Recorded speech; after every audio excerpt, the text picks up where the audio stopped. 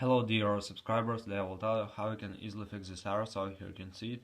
Error, sorry you couldn't reach this page, please ensure you're connected and try again later. So how you can fix this error on your Instagram? So first thing, just try to close your Instagram app and just reopen it again. And if you still have this issue, so just it's problem mostly it's caused by problem of your network. So just try to turn off Wi-Fi and turn on again if you also use Wi-Fi, and if you use mobile data, just turn off and turn on again. Also you can try to turn on airplane mode, wait a few seconds and just turn it off.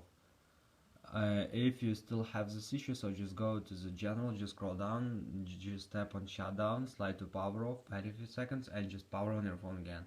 And if it doesn't help you, you just need to go to the general again, just scroll down, just find reset and just tap on reset network settings. So just submit resetting network settings.